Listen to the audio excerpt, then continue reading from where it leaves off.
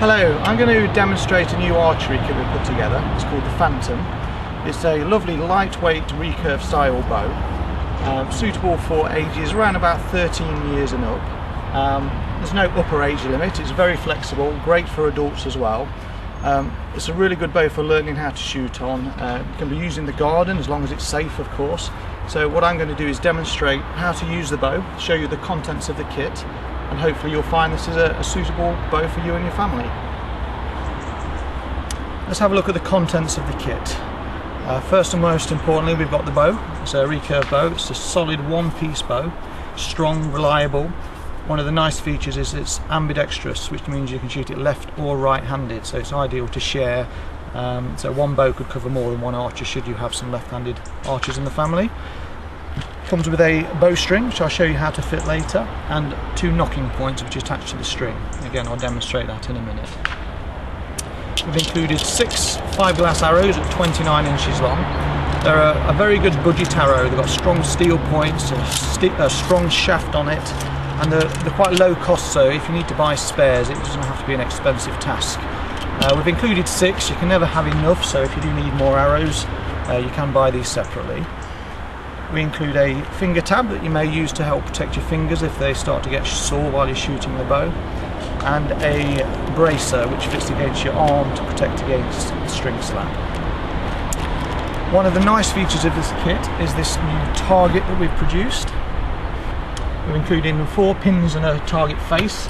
The main feature is this foam target boss. It's very lightweight. It's designed especially for lower poundage kits and children, because sometimes children suffer with bounce outs on the target, so it matches the fiberglass arrows really well. You can leave it out in the rain, there's nothing to degrade, and I really think this is a fantastic addition to our target line. So that sums up the contents of the kit. Let's put it together and give you a demonstration.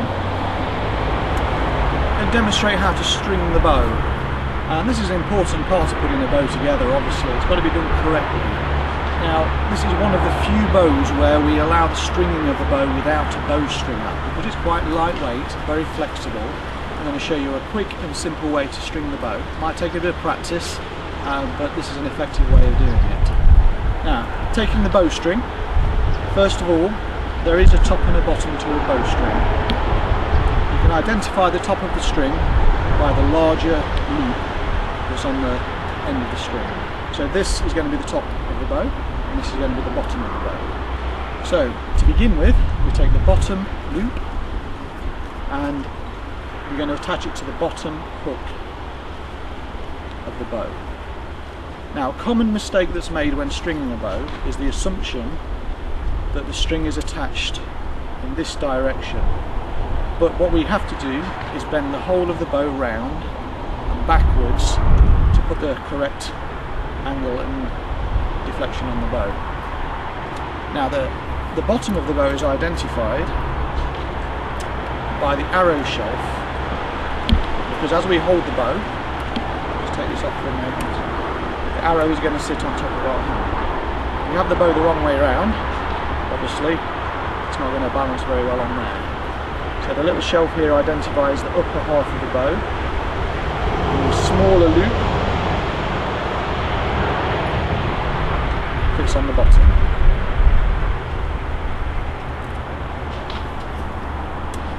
Now we have to make sure that the string always maintains its connection with the bottom, and this is the tricky part.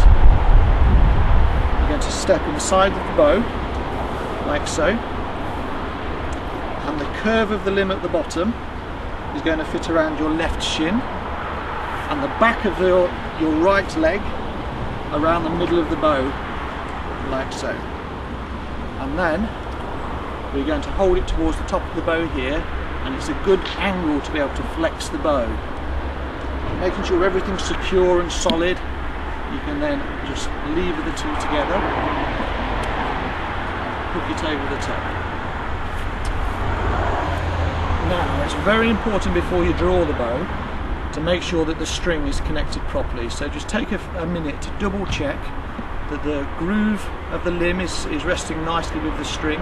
It's hooked on both shoulders of the limb tip, and you check the bottom also, just to be 100% sure, because if it's only half fitted and you try to draw the bow, the string can come off. So once fitted, a little test pull, and that's how to string this bow. Before we can shoot the bow, we want to fit these knocking points to the string. Now we've included these brass knocking points as this is a common way of fitting them to the string. However, you can use some masking tape or electrical tape to just wrap around the string and mark the position of the arrow. But the reason we need these is because when the arrow is on the bow, we need to make sure it remains in the same position for each time we shoot it, otherwise the accuracy is badly affected. Now for the placement of the knocking point, there are tools and gadgets you can get to measure the position of the arrow, but all we need to assume on this bow is that the arrow should be a minimum of 90 degrees to the bowstring or a bit higher. So all we need to do is we just check with our eye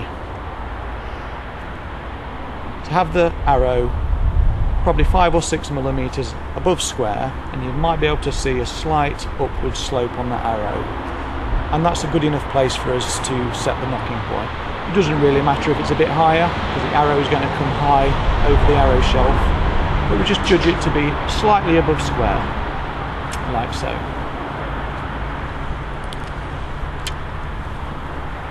And with these brass knocking points, we'll slide them onto the string. And with a pair of pliers, I've got some special knocking point pliers which have got a round end in, but with a standard pair of pliers you can just gently keep pinching it round a little bit at a time, just to squash the knock sets onto the string. And you don't have to crush these on, you just nip them on. That's all you need to do. And the second one. Well, as I said, if you don't want to do this, a bit of electrical tape is perfectly good. This is a more permanent knocking point. And there we go, so that's fitted there. If we just double check that, so the arrow is slightly above square, and that's perfectly adequate. So let's get ready to shoot.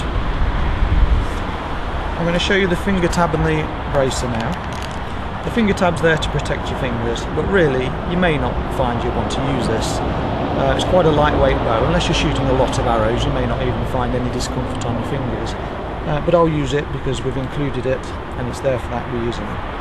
So we have our fourth and middle finger go through the holes like so, and then just lays across the fingers, so that's where we're going to draw the string. Another option again, I do like my electrical tape. You could wrap a few layers of electrical tape top and bottom of the knocking point, and that makes a soft cushion for your fingers on the bow. So if you've got a child with small hands, or you find the tab is too tight, it just doesn't fit right, tape up the string. It's a really good solution for protecting your fingers. The other item is the arm guard. I would suggest you use this at least until you know that you're not going to be hitting your arm with your string. It's not a horrendous issue if you do hit your arm with the string. It does smart a bit if you're in a t-shirt, so if you've got a long sleeve top on, it shouldn't be too bad, but it does sting a bit.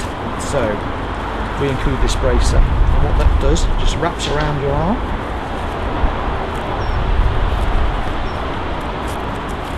Velcro straps.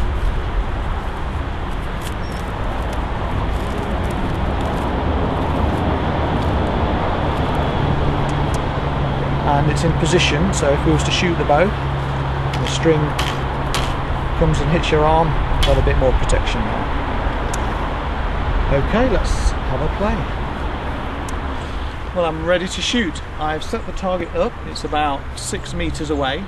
That's probably the minimum distance we should set the target to start with, because there is a risk of bounce out. So if you're standing too close to the target and the arrow bounces back, we want to be at a distance which guarantees the arrow can't reach you. 6 or 7 meters is about that distance. You might want to stretch it to 10 when you get a bit better, but this is where I've set it. Now the number one rule of shooting is to make sure that nobody can walk either behind or in front of the target. So if you accidentally have a miss, or the arrow just goes where you don't expect it, there's no risk of the arrow landing somewhere where a person may be. So as long as you've got that covered and there's no chance of that, it's a wonderfully safe sport. So I'll make sure no one can walk in front. Let's see if we can hit the target. Now, as I'm a right-handed archer, it means I hold the bow in the left hand and draw the string with my right hand. I'm standing at 90 degrees to the target. Take an arrow.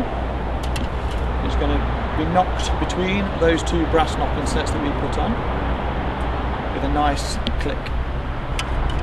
You may notice that one of the fletchings is a different colour to the other two. That's to make sure the arrow is placed in the same direction each time, and that index fletching, the single colour fletching, faces you. So when you shoot the bow, the two flat fletchings go flush with the bow. If it's the wrong way around, you'll get more of a deflection. So, arrow is knocked onto the string. I'm going to use 3 fingers under the arrow, but up to it. And when we draw this bow, the style of this bow lends itself to shooting it at an angle. So we're not going to keep the bow vertical. We're going to tilt the bow over probably a 25 or 30 degree angle, maybe a little less than that. But pretty much the reason for that is it gives you a better view of the target, and if you were to keep the bow vertical, the arrow is more likely to fall off the side. So shoot the bow at a bit of an angle. 3 fingers below the string, and when I draw the bow, I'm going to draw it back to the corner of my mouth. It is very important that you are aware of the length of the arrow. So if you're 6'3" tall and try to draw this bow back to your ear or to the corner of your mouth, the arrows may not be long enough. So be aware of the length of the arrow and never draw the bow so that the arrow may come inside. So just be careful on that first one. A 29-inch arrow is suitable for most adults. 3 fingers under, I'm going to draw it to the corner of my mouth. And the point of the arrow when I'm aiming is going to be somewhere lower than the yellow. You'll have to figure that one out for yourself. That's part of the challenge. Corner of the mouth. And it hit the target. Let me have a few more shots.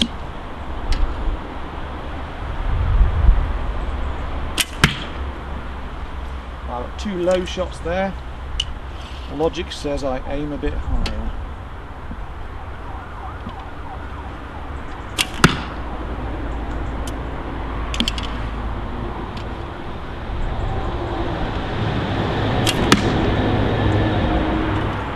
To sum up then, we've got a very simple, elegant bow, light in draw weight, great for short range, great for learning on, and can be shared through the family. So hopefully this will give you some information to judge whether this is the bow that you're looking for.